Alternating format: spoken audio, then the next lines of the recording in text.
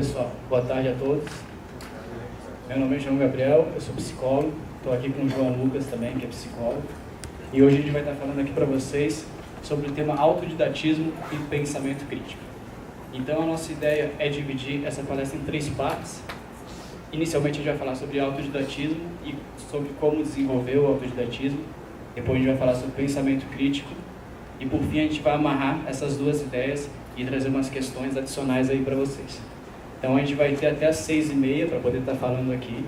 Então a nossa ideia é o seguinte, a gente vai fazer uma fala de cerca de 40 minutos e vai deixar 10 minutos no final, para caso alguém queira trazer alguma pergunta ou trazer alguma contribuição. A gente também queria agradecer aqui o pessoal da Mecatrônica, do Centro Acadêmico da Mecatrônica, que nos convidou para fazer a palestra. E a gente espera aí trazer algumas ideias para vocês poderem refletir e gerar novas ideias também a partir daquilo que a gente vai trazer. Então, inicialmente, a gente vai começar a falar sobre autodidatismo. Então, para a gente entender o autodidatismo, a gente tem que fazer uma ligação com um processo educacional também.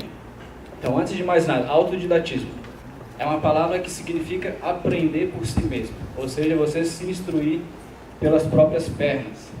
Então, a palavra auto, ela vem do grego, significa a si mesmo. Didatismo vem de didástico, que significa ensinar ou instruir, e o sufixo ismo significa atividade ou uma ação.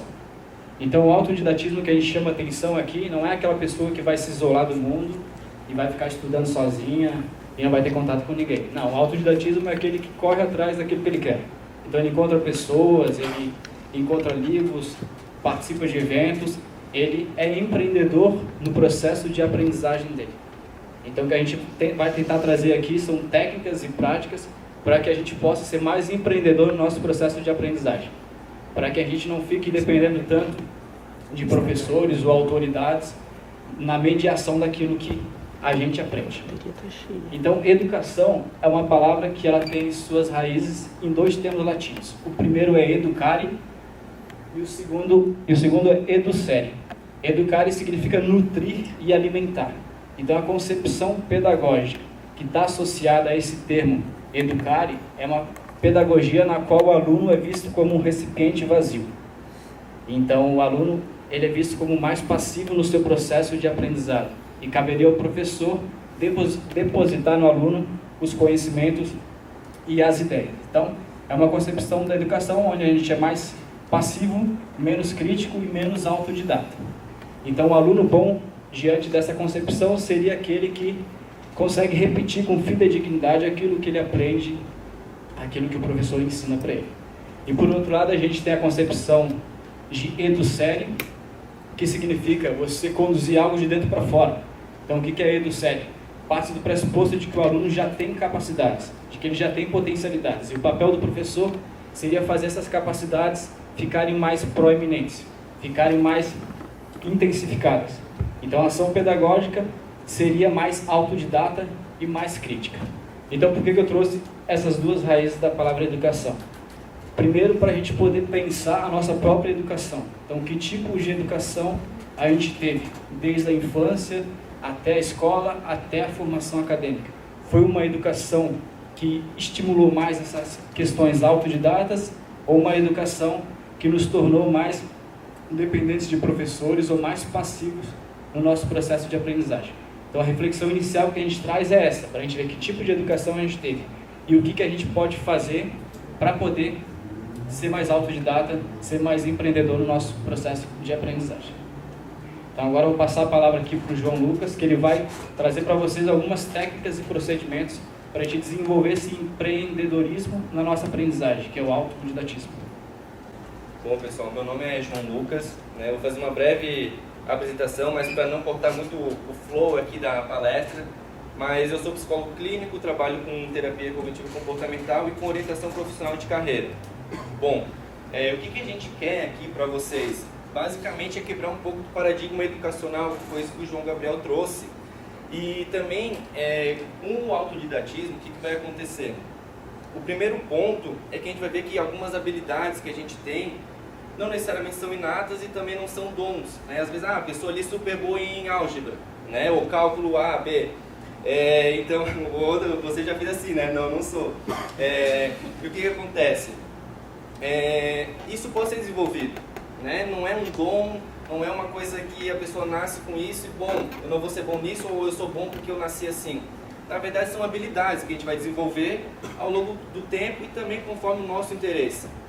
Por isso, para desenvolver o autodidatismo, é essencial o autoconhecimento, né? A gente precisa se conhecer um pouco para ver quais são nossos gostos, né? Quais são nossas habilidades e interesses.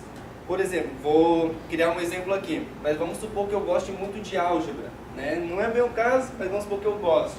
Mas não tenho essa habilidade, mas me interessa muito para o meu futuro profissional. O que eu posso fazer com isso?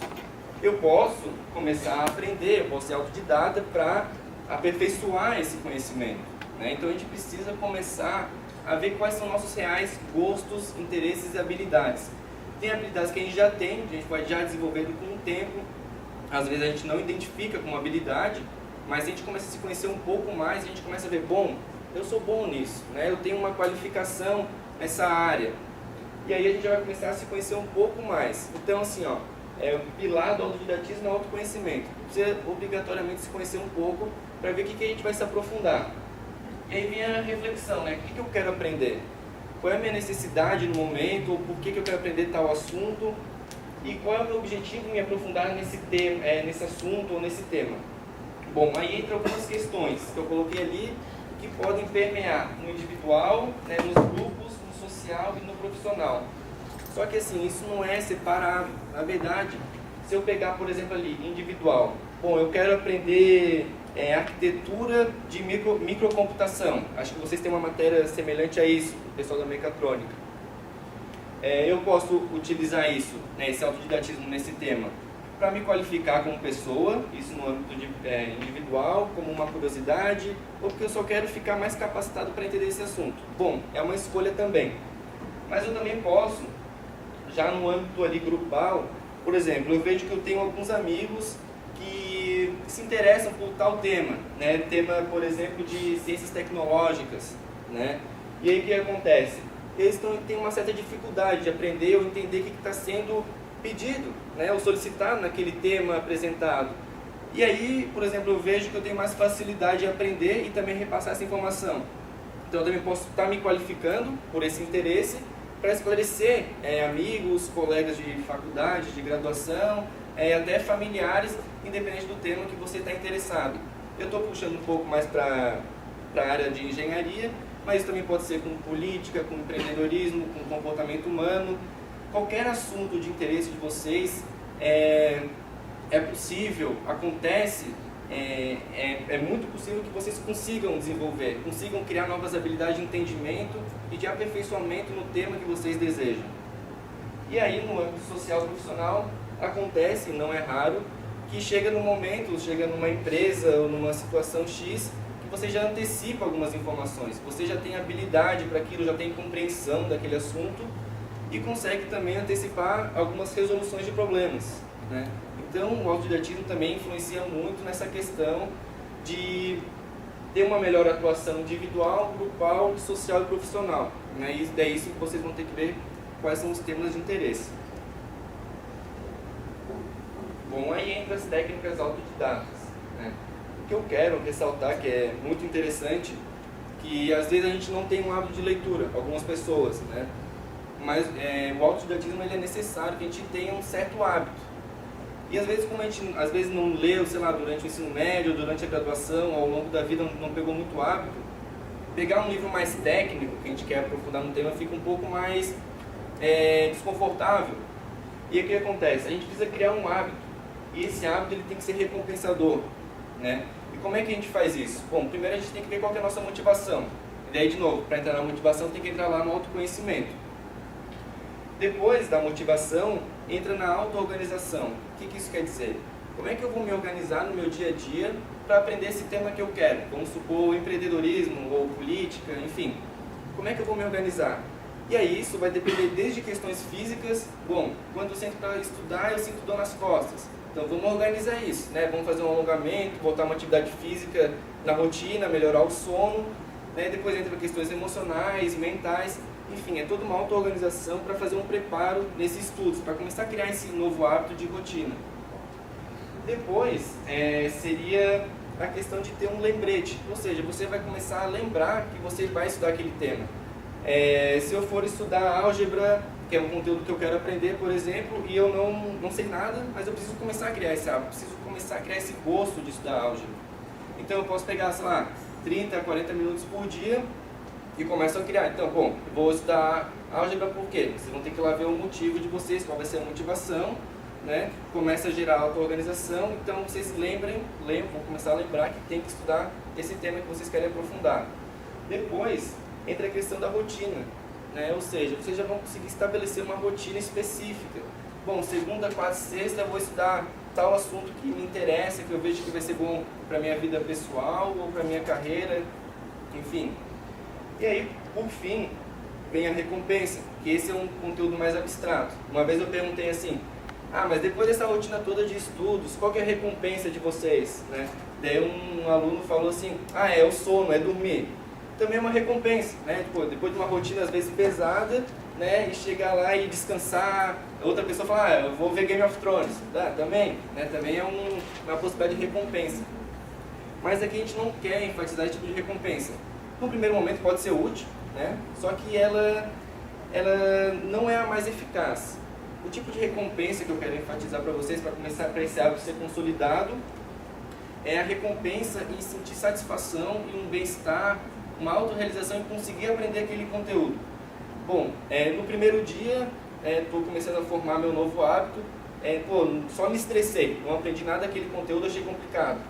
Tudo bem, vai mantendo o ritmo, né? Porque depois quando você vai entendendo, nem que seja um parágrafo do tema que está sendo aprendido, valorize isso que você conseguiu aprender e tente perceber a satisfação que está tendo de conseguir aprender algo novo. É muito comum que quando a gente pega um conteúdo que é difícil, a gente aprende ele, a gente sente um certo bem-estar, né? A gente se sentiu capaz de aprender esse conteúdo. E aí começa a formar o hábito, né? O hábito é essa questão, lá da motivação até gerar recompensa, né? Se isso ficou claro para vocês, é começar a praticar. Depois vem o ambiente de estudo. Esse ambiente, a gente tem que ver onde é que a gente está estudando. Tem gente que estuda na cozinha, no banheiro, na sala, enfim, não sei qual é o lugar que vocês estudam. Mas se vocês conseguirem ter um ambiente que ele pelo menos tem um nível de organização, um mínimo, para a gente conseguir ver assim, já fiz um fichamento lá de marketing para engenharia, né? Coisa que eu quero para começar a divulgar meu trabalho, né? Criei um projeto aqui, como é que eu vou começar a fazer divulgação? Então você começa a fazer um fichamento, tem um material, um canto lá que você imprime, sei lá, os xerox ou tem livros, já deixa organizado. Porque quando você for estudar, você já sabe onde é que estão os materiais. Então isso vai otimizar o tempo. Mas o mais importante é usar aquele ambiente de estudos somente para os estudos. Sei que às vezes é difícil, né? Que a gente às vezes está lá no quarto, ou no escritório, enfim, e também pega o WhatsApp, pega o Facebook na hora dos estudos, né? Que é normal, mas às vezes, se a gente começa a usar aquele ambiente só para os estudos, quando a gente chega naquele ambiente, a gente já começa a entrar no novo hábito, né? Na nova rotina. Bom, esse ambiente aqui é só para os estudos, né? E aí já vai começar a facilitar toda a compreensão do próprio corpo mesmo e se adaptar para usar aquele ambiente para os estudos, para o aprendizado. E aqui eu vou passar mais rápido, por causa do nosso tempo, que são as técnicas de aprendizagem eficazes. Por exemplo, ali tem baixa eficácia, né? Esse é um estudo que foi feito em Washington, né? Um estudo bem recente, muito bacana. E assim, só porque é de baixa eficácia não quer dizer que ele não serve, que não presta, porque a gente vai se identificar muito com alguns tipos de técnicas ali. Mas sim, eles funcionam, mas não são a melhor eficácia. Aquele ali, na baixa eficácia, tem releitura, tem resumo, sublinhar trechos, palavras mnemônicas, né, que é aquela palavrinha-chave que a gente coloca do lado de um parágrafo que a gente aprendeu, ou de um cálculo, enfim. E imagem, que a gente gosta de colocar, ou desenhar, colocar uma gravura ali onde foi aprendido o conteúdo. Depois tem eficácia moderada, que é a explicação própria, questionamento colaborativo e estudo intercalado. Explicação própria é quando a gente consegue, e isso é muito importante, é quando a gente consegue explicar para a gente mesmo, né, o que a gente acabou de fazer, seja num conteúdo de cálculo, seja num conteúdo mais abstrato ou reflexivo. Quando chega nesse ponto de autoexplicação, seja verbal ou só mental, é muito provável que o conteúdo tenha já um aprendizado ali registrado, né? E depois tem a autoeficácia, que são os testes práticos e estudos distribuídos. Testes práticos pode ser uma prova mesmo, né? Só diferenciando. Não quero dizer que isso é para mensurar conhecimento, não. É a eficácia de aprendizagem, tá? E depois tem um estudo distribuído, que é um estudo a longo prazo, né? Que você já vem estudando, mantendo seu hábito, sua rotina de estudos, para, de fato, ter aquela aprendizagem eficaz, certo? Bom, com essa questão da aprendizagem, vou passar a palavra para o João, para explicar um pouco mais como funciona a memória na questão da aprendizagem também. Bom, como o João Lucas falou, o autoconhecimento ele é um dos pilares fundamentais do processo do autodidatismo.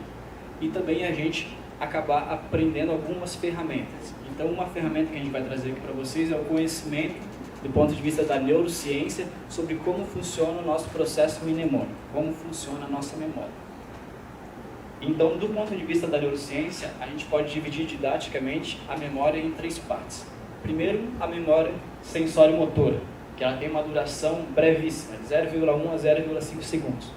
Então, no nosso dia a dia, a gente está o tempo todo captando, através dos 5 sentidos, percepções e sensações que elas entram nessa memória sensório-motora, mas elas não passam para nossas outras memórias.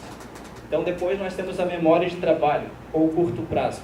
Então, para vocês terem uma ideia, o que é memória de trabalho? É aquela memória que a gente usa quando a gente grava no telefone. Então, se alguém fala no telefone, você grava aquilo na cabeça, faz a ligação e depois esquece aquele número. Então, você está usando uma memória de trabalho. O espaço da consciência, ou seja, que a gente raciocina, faz cálculos, também é utilizado pela memória de trabalho. Você está atuando com a memória de trabalho quando você está fazendo cálculos ou está gravando algo e depois você esquece. E a memória de longo prazo é aquela memória de minutos a décadas que a gente tem armazenado as nossas experiências mais marcantes, mais intensas e também aqueles conhecimentos que são que a gente usa no dia a dia. Por exemplo, dirigir, andar de bicicleta, fazer alguma atividade esportiva. Então você armazena essas informações e essa informação que também pode ser passada para o corpo através de movimento, uma memória de longo prazo. Então aqui tem um esquema para a gente entender mais didaticamente como é que funciona a memória. Então está ali a memória de trabalho, que é o lugar do pensamento. Então, por exemplo, agora eu estou aqui falando para vocês, eu estou usando prioritariamente a minha memória de trabalho. A partir da minha memória de trabalho, eu pego informações da memória de longo prazo e também pego informações dos 5 sentidos, provenientes do ambiente daqui dessa sala de aula. Então, a nossa ideia aqui com o autodidatismo é a gente trazer alguns procedimentos para vocês aprenderem a amarrar as informações que a gente entra em contato na memória de trabalho com a memória de longo prazo, ou seja, potencializar a nossa capacidade mnemônica. Inclusive para quem gosta de estudar essas questões de memória, tem um livro que é bem interessante, que é a Arte da Memória. Nesse livro lá ele faz um histórico de vários pensadores, filósofos, pessoas que desenvolveram métodos para a gente intensificar e potencializar a nossa capacidade mnemônica. Então, agora vamos passar aqui para algumas ideias de um livro chamado Maximize o Potencial do Seu Cérebro. Então, nesse livro tem vários artigos de psicólogos, de neurocientistas que falam coisas relacionadas ao cérebro e ao desenvolvimento das nossas capacidades cognitivas. Então, nesse livro, eles colocam alguns procedimentos que a gente pode fazer para poder potencializar a nossa memória. Então, o primeiro procedimento é prestar atenção. Então, a palavra atenção do latim, ela significa se esticar. É como se algo saísse da gente e entrasse em contato com aquilo que a gente quer aprender. Então, o primeiro processo é você desenvolver a atenção, a aprendizagem. É ter uma atenção mais intensa, uma atenção que não seja dispersa. Outro procedimento é atribuir significado, que é uma coisa um tanto óbvia, mas a gente acaba não exercitando no nosso dia a dia. Então, você está lá, você entra em contato com um texto que é chato pra caramba, e aí surge a questão, como fazer esse texto passar para uma memória de longo prazo, como a gente assimilar as informações desse texto. Então, uma das técnicas é atribuir significado, é relacionar aquilo que você está tendo ali, contato que você não está achando muito legal, aquele texto chato, com algo que você gosta. Então, essa relação, ela não é simples de fazer, mas quando ela é bem feita, você consegue gerar um certo interesse para algo que inicialmente você não gostava. Outro processo é promover o encontro de ideias. Então, dentro do encontro de ideias, há 3 procedimentos que são muito úteis no processo de aprendizado. O primeiro é você estudar os sinônimos, ou as ideias afins de uma teoria, ou de uma palavra, ou de uma habilidade que você queira aprender. O segundo procedimento é estudar os antônimos, o inverso daquilo. E o terceiro é estudar a história daquilo. Então, se vocês prestar atenção aqui nos slides, vocês podem ver que muitos slides têm o estudo das palavras, ele tem a etimologia, o significado das palavras. Essa por si só já é uma técnica de aprendizagem que a gente pode usar no autodidatismo. E muitas vezes você vê, por exemplo, a palavra educação. Ao longo da história humana, ela assume uma série de significados e sentidos diferentes. E quando a gente vai estudar a raiz da palavra, quando a gente vai no latim, a gente vai direto ao ponto. Então tem muitos conceitos que a gente fica derrapando, estudando os inúmeros significados, e na hora que a gente estuda a etimologia, a gente vai direto ao ponto e entende bem melhor aquele conceito. Então aqui uma imagem de um neurônio. O neurônio, ele é uma célula nervosa. Então o neurônio, ele tem várias partes, onde nessas partes é passado o impulso nervoso. Então quanto mais a gente faz o trabalho de associar ideias, com as técnicas que eu falei anteriormente, mais a gente vai criar sinapses cerebrais, que são conexões entre os neurônios. Então os neurônios e suas conexões são um reflexo desse trabalho que a gente faz de conexão através das ideias, estudando antônimos, sinônimos ou etimologia e tudo mais. E uma coisa importante da gente ter esse entendimento é que ele pode nos beneficiar em vários sentidos. Então a gente não vai mais focar tanto na repetição ao aprender alguma coisa. A gente vai focar mais na associação de ideias. E a associação de ideias por si mesma, ela pode ajudar a gente a criar novas ideias. Então a criatividade, ela está associada com essa capacidade nossa de associar ideias. Então imagine só, o nosso cérebro é como se fosse uma rede, cheia de linhas conectadas. Quando você quer assimilar uma informação nova, você precisa costurar essa informação nova com as linhas antigas, que já estão lá. Então para você fazer essa costura, tem essas práticas que a gente mencionou aí, de associação de ideias e tudo mais. Bom, agora a gente já falou sobre autodidatismo, falamos que um dos pilares do autodidatismo é o autoconhecimento, e a partir do autoconhecimento a gente consegue se automotivar e descobrir aquilo que gera curiosidade. E também consegue fazer coisas que aparentemente não nos motivam se tornarem menos chatas para a gente poder assimilar aquelas informações. Então agora a gente vai falar sobre pensamento crítico. Então basicamente pensamento crítico é você ser capaz de identificar, analisar, avaliar e raciocinar em cima de argumentos ou intenções. Então, de modo mais prático, o pensamento crítico te permite, numa conversa, por exemplo, ver o que está implícito na fala da pessoa.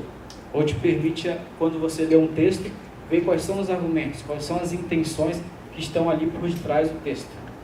Então, o pensamento crítico, se vocês forem pegar os livros que tem aí, atuais, vocês vão ver que eles citam uma coisa ali que vem lá da filosofia, que é o que eles chamam de silogismo.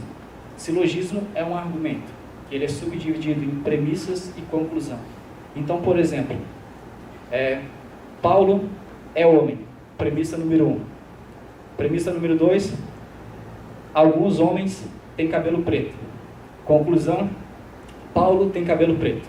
Vocês acham que esse argumento é um argumento válido? Então, se vocês pararem para pensar, na primeira premissa eu disse que Paulo é homem. Na segunda premissa eu disse que alguns homens têm cabelo preto. E na conclusão eu disse que Paulo tem cabelo preto. Então a palavra que foi usada ali, alguns, se a gente lê de forma rápida, passa batido. A gente acaba achando que aquele argumento é válido. Sendo que, na verdade, alguns homens têm cabelo preto. Não são todos. Então Paulo pode não ter como ter cabelo preto. Então isso é um exemplo de silogismo. E a partir do silogismo a gente vê argumentos que são válidos ou argumentos que são inválidos. E isso permeia o nosso dia a dia. A gente, às vezes, isso passa batido, mas nas conversas, ao assistir o professor falar, ou ao fazer uma prova, ou ao ler um livro, isso está lá presente. E muitas vezes a gente acaba não entendendo, ou entendendo errado, por não perceber essas nuances que o pensamento crítico possibilita a gente perceber. Então eu trouxe aqui alguns exemplos de falácias. Falácias são argumentos que são inválidos, ou seja, argumentos onde as premissas, aquelas partes iniciais do argumento, não decorrem de uma conclusão. Então, o que a gente mais encontra, por exemplo, nas redes sociais, são exemplos de falácias. Isso é muito comum, Facebook e tudo mais. Então, um exemplo ali, apelo ao povo, funciona da seguinte forma: todo mundo gosta de fazer isso, se todo mundo gosta disso é porque é bom. Então, todo mundo gosta de beber, se todo mundo gosta de beber em balada, em festa, é porque beber em festa, em balada é bom. Então, o que o pensamento crítico nos diz? Não necessariamente. Pode ser bom para um, pode não ser bom para outro. depende do que é o bom também aí, então faz a gente contextualizar e problematizar essas questões que normalmente a gente não presta atenção. Outro exemplo de falácia, generalização precipitada. Então, se José, Pedro e Marcos disseram que é impossível resolver aquele problema, é porque é impossível mesmo. Então, muitas vezes a gente acaba limitando a nossa própria capacidade, porque a gente se baseia muito nos outros. Então, se o fulano não consegue criar, se o fulano não consegue resolver aquele problema, se todo mundo não consegue aquilo, logo eu também não consigo. E até a nossa ideia aqui com essa palestra é fomentar em todos nós essas capacidades e potências de autoaprendizado que todo mundo tem. Então, vocês aqui, todo mundo aqui já deve ter sido autodidata ou é autodidata em várias dimensões da vida de vocês, seja aprendendo a tocar algum instrumento musical, ou fazer algum esporte, ou ler algum livro de interesse. Então, a gente tem essa automotivação com nós. E o sistema educacional, muitas vezes, ele não estimula isso. E aí a gente pode acabar adquirindo uma crença de que a gente não é capaz de fazer determinadas coisas. E o que a gente está querendo chamar a atenção aqui é que isso pode ser estimulado, isso pode ser incentivado. Bom, agora tendo dado essa introdução rápida e básica sobre pensamento crítico, que é um tema bem amplo, teria que ter uma palestra inteira para a gente poder abordar isso. Vou passar a palavra aqui para o João explicar umas questões a mais.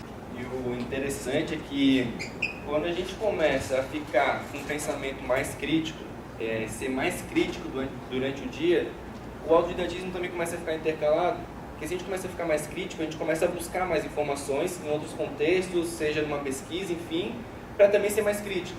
Então uma coisa vai estar sempre ligando a outra. E como é que a gente pode ter mais criticidade durante o dia? Por exemplo, assim, condição padrão, que às vezes é o que pega na maioria das pessoas, que aparece uma situação vivenciada ou uma informação. Alguém aqui faz estágio ou trabalha? Tá. Por exemplo, a gente está lá no nosso estágio, vou botar um exemplo aqui. Mas aí o chefe, o coordenador, pede fazer um projeto na nossa área ali que a gente está estagiando, mas a gente começa, ou a gente aceita aquele projeto. De uma vez, aparece a informação, a gente aceita, depois que a gente começa a refletir. Depois da reflexão a gente começa a se dar conta que às vezes aquele projeto não estava no nosso contrato, ou já é uma coisa que foge da nossa compreensão, ou que nem era para ter sido solicitado. Aquilo ali pode começar a gerar uma tristeza, uma angústia, uma ansiedade, ou pode ser alguma coisa positiva também. Alguém passa uma informação para a gente, ou vivencia alguma situação específica, a gente aceita aquela informação, aquela situação que aconteceu, e a gente pode também ficar feliz com ela. Por exemplo, você vai receber um aumento, daí o cara nem se questiona muito, opa, bom, vou receber um aumento. São exemplos assim do dia a dia, mas que acontecem muito. E o que a gente quer aqui? É começar a ter uma condição reestruturada, ou seja, mudar esse padrão, ser mais crítico durante o dia. E como é que isso vai acontecer? É bem simples, basicamente como está no slide. Então vai aparecer uma situação, vou pegar até o exemplo do coordenador ali de um projeto, que solicitou ele fazer um projeto que não está no nosso contrato, não tem nada a ver com o meu setor, e a gente começa a pensar na hora. A gente começa assim, bom, mas isso daqui, o que ele está pedindo? Por que ele está pedindo aquilo? Claro, a gente não vai chegar num ponto de ficar delirando sobre aquilo, mas de começar a refletir com mais criticidade se aquilo tem a ver com o contexto que eu estou, se essa informação ela é válida mesmo, aquela informação que está sendo repassada para mim. Tem sentido? Tem lógica o que está sendo falado? E isso também em sala de aula, porque não necessariamente o que o professor está falando ali está totalmente certo. E aqui na palestra também, será que a gente está falando aqui tem uma lógica, tem uma coerência? Será que a gente só está fantasiando e falando para vocês aqui? Então comecem a acionar o pensamento crítico de vocês nesse momento. E aí comecem a ter uma compreensão do assunto que está sendo falado, para depois ter uma aceitação mais assertiva, mais tranquila, para depois não gerar um desconforto por ter aceitado tal informação sem uma reflexão prévia. E uma técnica bem básica, não tem muitas dificuldades de aplicar ela. Eu diria que a maior dificuldade dessa técnica seria lembrá-la, lembrar de fazer ela, que é o questionamento sobre o que significa que a gente vai começar a questionar aquela informação que está sendo apresentada para nós. E esse questionamento vai gerar outros questionamentos e assim por diante, até a gente chegar numa conclusão ou até se satisfazer com aquela informação que a gente tirou a conclusão, certo? Agora o João vai falar uma parte que é muito interessante, que tem tudo a ver com isso que a gente está falando, do pensamento crítico, do autodidatismo, que também é uma técnica que é como se favorecesse mais ainda o pensamento crítico e também a criatividade, a espontaneidade, enfim, ele vai estar explorando melhor para vocês. Bom, então a perspectiva de pensamento crítico que a gente está trazendo aqui não é o pensamento crítico que visa reduzir tudo à lógica formal, ou seja, a lógica formal é aquilo que a gente aprende de Aristóteles, aprende na filosofia. Então a gente está trazendo uma perspectiva aqui que também trabalha com aspectos relacionados à intuição e à criatividade. Então, por exemplo, em geral, isso a neurociência nos mostra, a nossa atenção é muito seletiva. Então, por exemplo, a gente quer comprar um carro, vai lá ver a cor do carro na internet, vê o modelo, e um fenômeno psicológico que pode acontecer é a gente ver esse carro em tudo quanto é lugar. Então, a gente está no centro, a gente vê o carro, a gente está na internet, a gente vê o carro no anúncio. Então, é uma coisa que nos surpreende, assim, parece que a gente está vendo aquilo em tudo quanto é lugar. Mas o que está acontecendo aí? É que a nossa atenção é seletiva. Então, como eu falei anteriormente, a nossa atenção tem uma parte sensória das nossas questões sensoriais dos 5 sentidos. A gente está o tempo todo recebendo informações dos 5 sentidos, mas essa informação não é registrada, ela não entra na memória de trabalho, nem na memória de longo prazo. Então, a partir do momento que você tem interesse com intensidade numa coisa, você inconscientemente vai perceber aquilo. Então, você está lá passando, vê de canto de olho o carro e vai lá e olha. E era aquele carro que você quer comprar. Então, isso é um fenômeno psicológico que é muito comum de acontecer e que nos mostra essa capacidade da nossa atenção, de ser muito seletivo. E se por um lado é bom a gente ser seletivo, porque nos ajuda a focar, por outro lado, pode acabar nos gerando alguns travões, algumas travas. Então, por exemplo, nós somos seres de hábito. Então, nós temos hábitos alimentares, hábitos de estudo, hábitos de acordar no mesmo horário, enfim.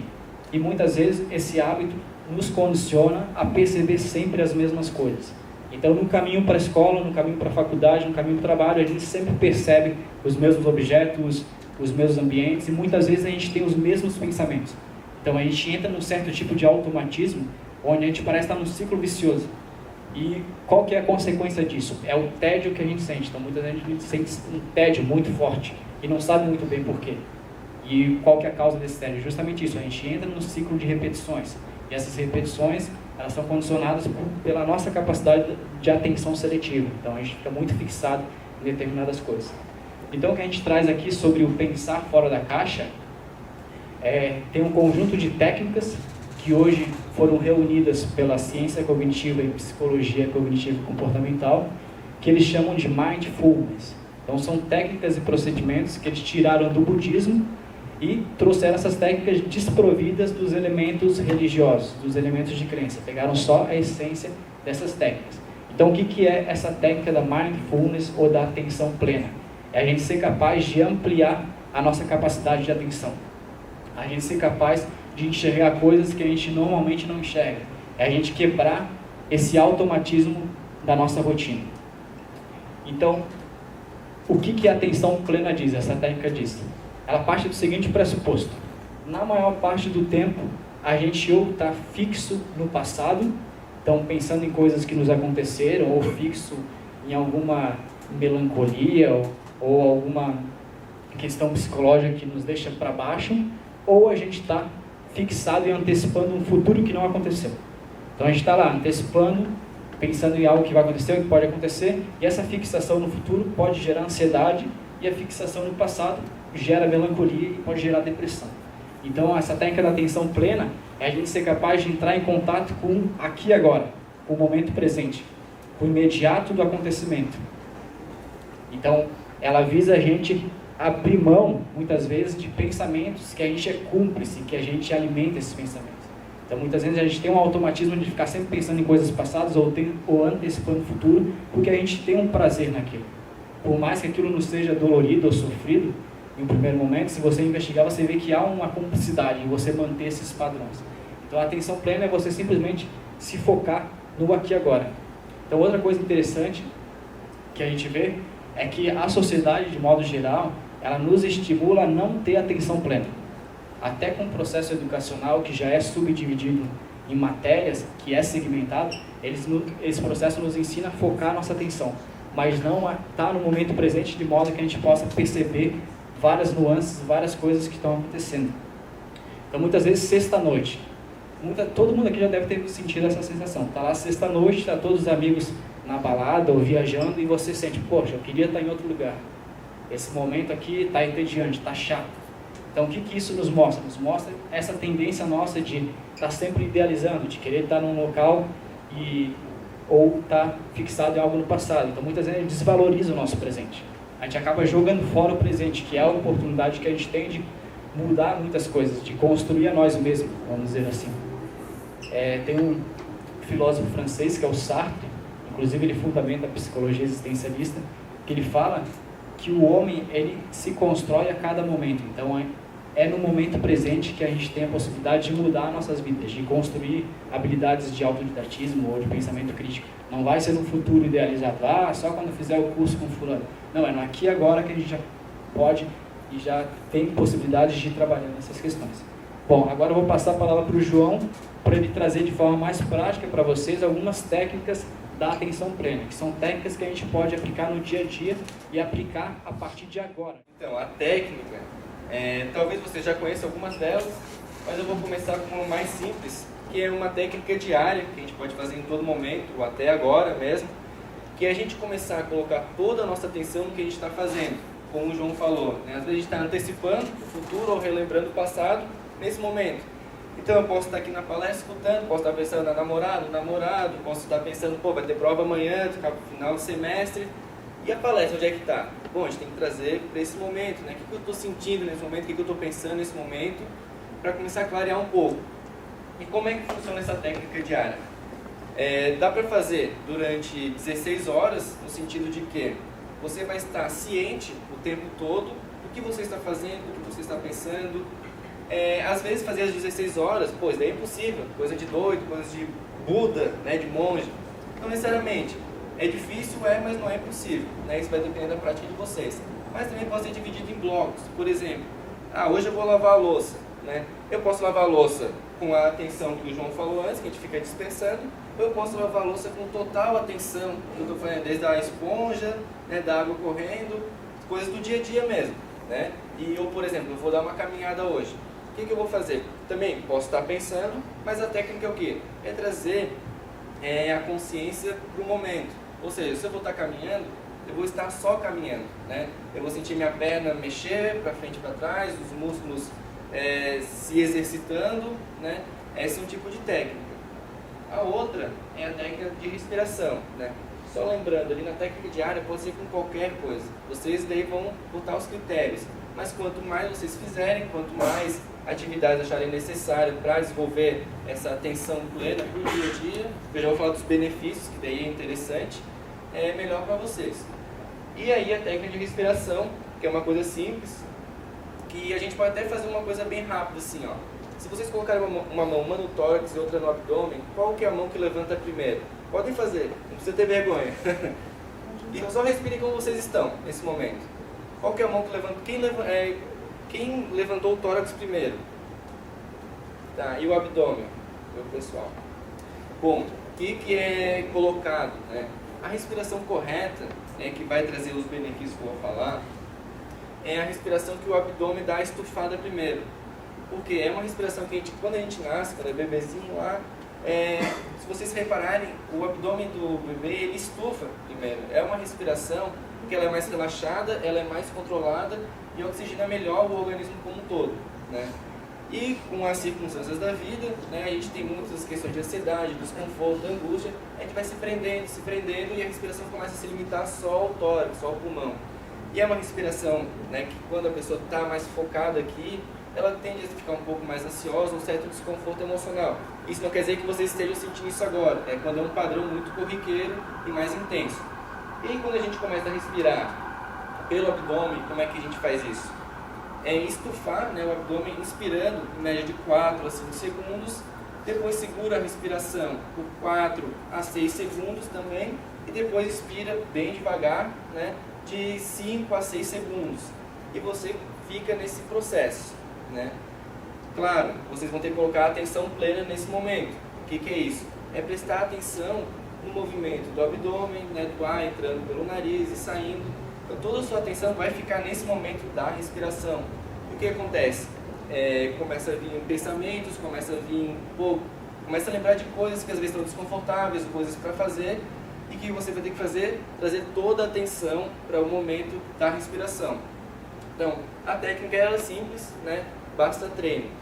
E o que é bacana é que a técnica de respiração, se você faz em média de 12 a 20 minutos por dia, começa a vir alguns benefícios muito interessantes.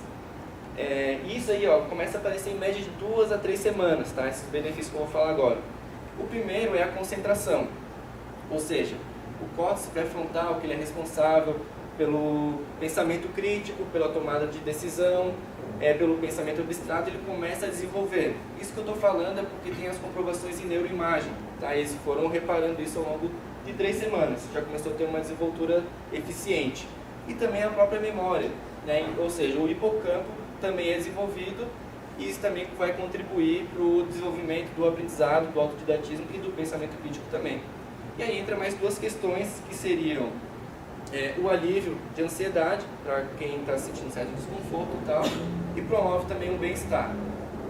Também tem agora pesquisas mais recentes que já estão apontando que ajuda no rejuvenescimento, né? A pessoa fica com a aparência mais jovem, o corpo fica mais oxigenado, é isso que acontece. Então os benefícios são esses dessa técnica, é uma técnica simples, mas ser aplicada de 12 a 20 minutos por dia, em média 3 semanas já começa a ter esses resultados. Mas 12 a 20 minutos por dia, daí a gente vai começar a priorizar algumas coisas, né? O que é prioritário para a gente, né? Porque isso daqui vai ser um plus, né? Uma ferramenta a mais para o desenvolvimento do autodidatismo e para o pensamento crítico. Por quê? Quando você alivia o estresse, a ansiedade, tem um bem-estar maior e a sua concentração já está funcionando de uma maneira diferente, isso vai ajudar, vai facilitar no aprendizado que a gente está falando até o momento, né? E também na capacidade de ter insights, de ter novas ideias. Então é uma técnica, ela é completa e simples, só que precisa de treino, né? E às vezes a pessoa pode estar priorizando também, por exemplo, se a gente pegar quantas horas às vezes a gente fica no Facebook, no WhatsApp, e somar esse tempo ao longo do dia, talvez fazer um movimento oposto, né? Cortar um pouco dessas horas, desses minutos, e botar uma prática dessa que pode ser eficiente para a saúde física, emocional e mental.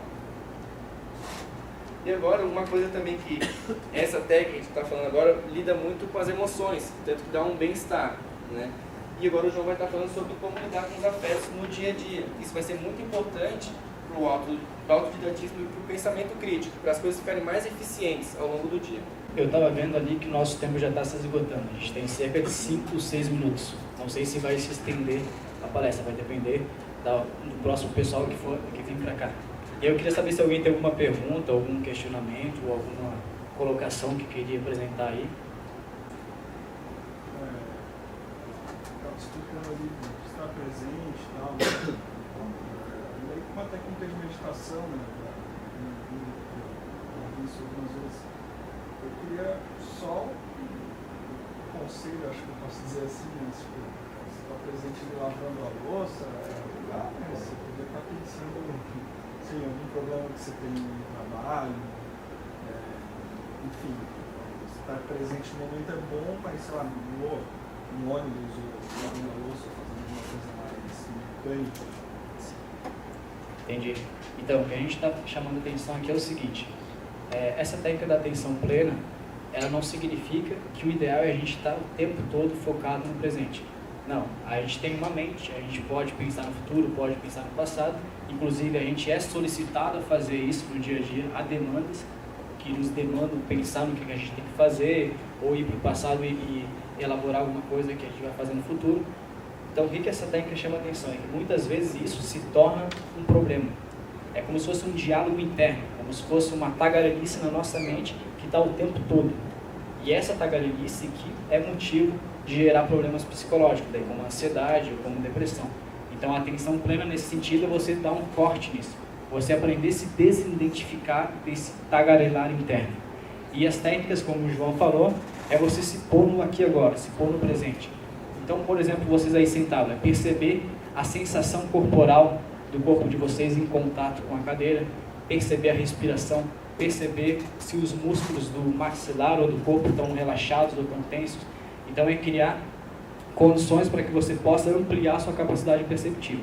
Então não significa que a gente vai só ficar no presente, esquecer do futuro, esquecer do passado. Não.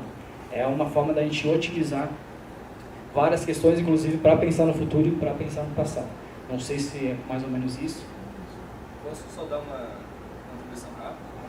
E o que acontece também é como tu colocou, né? Às vezes, pô, tô pensando lá no trabalho, né? Que às vezes é eficiente pra gente estar resolvendo algum problema.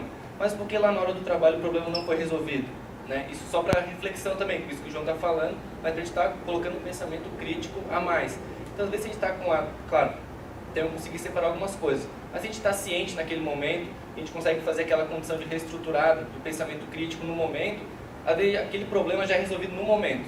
Né? E aí tu tem mais tempo, tem mais espaço mental para pensar outras coisas e aproveitar outros momentos da vida. Pode falar. Só mais para tentar entender assim, como que a gente consegue, por exemplo, eu tenho um projeto, sei lá, eu tenho que fazer uma máquina. Como é que eu consigo projetar ela lá na frente, assim, que eu tenho que pensar no futuro, né, como é que ela vai estar pronta, no momento, assim, agora eu tenho que fazer os primeiros passos, começar a montar ela e tal. Como é que eu analiso o futuro ali, essa projeção de como será a coisa e fazer isso, e analisar as informações do dia a dia, sabe? Eu pensar na frente, mas pensar no agora também. Assim. Sim. Então, existe uma capacidade nossa cognitiva que é de antecipar o que vai acontecer. Então, antecipar, existem inúmeras técnicas para a gente poder fazer isso de uma forma mais intensa, inclusive com visualização de imagem. Então, se por exemplo você está lá projetando uma máquina, você pode aprender a visualizar essa máquina. Visualizar com todos os detalhes. Então, fazer um esforço cognitivo de você visualizar mentalmente todos os detalhes dessa máquina, todas as articulações da máquina e todos os processos envolvidos nela. Então, uma coisa que pode acontecer aí, que pode gerar um problema, é que essa máquina ou essa antecipação do futuro pode aparecer, por exemplo, na hora que você vai dormir. Então, muitas vezes a gente cria planos para o futuro e aqueles planos ficam martelando na nossa cabeça, os momentos inapropriados, vamos dizer assim. Então você está lá saindo com um namorado ou namorada e aquele problema entra e aparece e toma conta do momento. Então a gente é necessário a gente saber usar a mente, mas também ao mesmo tempo saber dar uma brecada nela, saber se desidentificar desses pensamentos. E esse processo de desidentificação que é a atenção plena. Então imagine só, a gente está num ambiente. Você está passando nesse corredor aqui e tem um monte de pessoas te chamando. Normalmente a gente vai prestar atenção nessas pessoas que estão te chamando. Então o processo de pensamento é a mesma coisa. Eles estão lá o tempo todo nos chamando. Então a desidentificação é simplesmente você não atender aqueles pensamentos. Não significa que tu vai suprimir ou reprimir. Tu só não vai atender. Então a gente percebe isso na prática, que você começa a ter um monte de pensamento na mente. A partir do momento que você se desidentifica, que não atende aquilo, eles vão diminuindo de intensidade, até que você chega num ponto de atenção plena, que te permite aí, em outro momento, ter um pensamento bem mais potencializado para projetar ou para imaginar coisas. Beleza? Eu não sei como é que está o tempo aqui, chegou o pessoal, eu não sei se... talvez daqui a pouco já chegue o pessoal do outro evento. Já vou dar uma olhada de novo. Tá, então vamos tocando enquanto isso. Vou passar rapidamente essa parte aqui de afetos, que é bem importante a gente entender. O que a gente está querendo trazer aqui com afetos? É que pensamento e emoção não são coisas diferentes. Então, em geral, a pessoa pode pensar, eu tive um pensamento, depois, eu tive uma emoção. Não. Do ponto de vista da psicologia, da neurociência, a gente vê que pensamento e emoção, eles estão interligados, eles são inseparáveis. Tem até uma filósofa brasileira chamada Viviane Mose, ela é filósofa e psicóloga, que ela disse que o homem do Ocidente, se a gente pudesse representar ele num desenho, seria como se fosse um homem magrinho, com uma cabeça gigante. O que significa isso? Que a gente dá muita atenção para o intelecto na nossa sociedade e esquece os afetos e o corpo.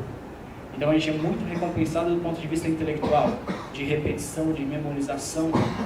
Já em relação aos nossos afetos, aquilo que a gente sente, aquilo que a gente percebe, a gente muitas vezes é analfabeto afetivamente. Então o que a gente está querendo trazer aqui é que o autodidatismo e o pensamento crítico, se a gente quiser qualificar isso de uma maneira mais ampla, é necessário também a gente prestar atenção nos afetos que nos acometem. Então, o que são afetos? Caso alguém não saiba, são sentimentos e emoções. São sentimentos e as emoções que estão o tempo todo ocorrendo com a gente. E para a gente antecipar aqui, eu vou passar a palavra para o João, para ele mostrar como que isso funciona na prática. Então, a gente tem um pensamento, uma emoção, e isso reflete nas nossas ações. Vou passar bem rápido, né? Mas é bem isso que o João já vem explicando. O que acontece? A gente tem uma situação específica, eu posso até citar aquela questão de um chefe, né, que elabora um projeto para a gente, coloca para a gente fazer algo, e como aquela aceitação, a gente pode pensar algumas coisas. Bom, esse trabalho não é para mim, né? A gente nem sempre se dá conta que aquilo ali gerou uma angústia, um arrependimento, ou até um desconforto por ter aceitado aquele processo, né, aquele trabalho, enfim. O que acontece? Quando a gente começa a ficar mais ciente dessa questão do pensamento crítico, a gente começa, como se a gente apertasse o botão pause e começa a ver tudo o que está acontecendo na gente. E tudo que a gente começa a pensar, vai vir um sentimento, vai vir um comportamento e também vai ter uma alteração fisiológica. Por exemplo, se eu vou apresentar um projeto que eu criei, sei lá, sobre robôs, né? Vou apresentar para o meu orientador ou para um professor, e aí pode vir alguns pensamentos para mim. Por exemplo, eu acho que ele não vai gostar, ou ainda não completei isso, não está muito bom. Aquilo ali pode gerar uma ansiedade na gente. Essa ansiedade, já partindo da emoção, também funciona como um sinal de perigo, uma ameaça que é própria do corpo, dizendo que a gente tem dois comportamentos para atuar aí, luta ou fuga, que é uma coisa bem instintiva do corpo. Que luta, que fuga seria o quê? Bom, eu não vou apresentar, vou deixar meu amigo apresentar o projeto, ou fico em casa, finge que estou doente, né, não venho para a apresentação, isso pode acontecer, ou ainda não, eu estou sentindo aqui uma ansiedade, né, partindo de agora para a questão fisiológica, meu coração está palpitando, eu estou com um frio na barriga intenso, mas eu vou lá, eu vou encarar isso por quê? Porque isso é importante para mim. E por que isso é importante para mim? Porque naquele momento, já que a gente começou a elaborar um projeto sobre robôs, por exemplo, a gente foi, de certo ponto, autodidata. A gente foi lá na motivação, a gente se conhece um pouco para saber quais são nossas habilidades, nossos interesses, e aí sim a gente está mais capaz para atuar dessa forma. O que eu quero dizer? É que a gente tem que estar mais consciente dos processos que a gente vai fazer. Se for solicitado um projeto, o que eu gosto de fazer, quais que são os meus interesses, né, para efetuar isso de uma maneira mais eficaz e até mais prazerosa. A questão da ansiedade, isso pode aparecer em diversos contextos. Por exemplo, a gente pode começar a ter novas ideias já nesse momento, de o que eu vou criar para o meu futuro, né, o que eu tenho interesse já nessa minha área que eu estou atuando na engenharia, estou aqui estudando, mas o que eu posso fazer para já começar a me inserir no mercado. Isso às vezes já dá um desconforto. Só esse pensar o que eu vou fazer, que também já é um pensamento antecipatório, né, como o João falou antes, ele pode gerar uma ansiedade. Mas a gente começa a trazer para o presente, o que eu vou fazer no sentido agora, o que eu vou fazer nesse momento, porque também é importante estar planejando o futuro. Mas a gente começa a trazer mais para o momento agora, começa a dar uma tranquilizada e às vezes começa já borbulhar algumas ideias. A gente começa a ficar com o pé no chão, né, do que a gente pode começar a fazer nesse momento. Então, basicamente, é isso que acontece, né, no pensamento. Todo pensamento vai gerar uma emoção, que vai gerar uma alteração fisiológica, né, que pode ser desagradável ou pode ser confortável para a gente, como uma felicidade por ter conseguido apresentar um projeto que foi aceito, né, dar aquele alívio, aquela descarga emocional positiva, a gente se sente mais eufórico até, através do nosso comportamento. Isso foi só para exemplificar, né, vou deixar o João aqui dar continuidade, para a gente finalizar a palestra, e depois a gente até, se conseguir um tempo, a gente abre para as perguntas, ou nem que seja no corredor, mas vocês fiquem à vontade, quem tem pergunta pode até ir anotando, para não esquecer, que vai ser importante. Bom, para a gente fechar a palestra aqui, eu vou falar rapidamente sobre autoliderança e cuidado de si. Então, o que é a cereja do bolo dessa palestra, vamos dizer assim? É a gente entender que é possível a gente desenvolver a capacidade autodidata e de pensamento crítico em pouco tempo. É possível a gente começar já a partir do agora e chegar num nível que a gente não consegue nem imaginar no momento presente. Então, o que seria o cuidado de si? O cuidado de si é o olhar voltado para as várias dimensões que nos constituem. Então, a dimensão social, a dimensão psicológica, a dimensão fisiológica e também, vamos dizer assim, uma dimensão de criatividade, que é muitas vezes uma dimensão que a gente não é estimulado na escola ou de modo geral, né, em algumas universidades. Então, isso não é estimulado, essa criatividade. Então, como a gente ser criativo, como a gente ser mais empreendedor também. Então, aqui eu vou ter que evocar algumas ideias rapidamente de um filósofo holandês do século XVII chamado Spinoza. Não sei se vocês já tiveram contato com as ideias dele, mas ele é conhecido como filósofo dos afetos.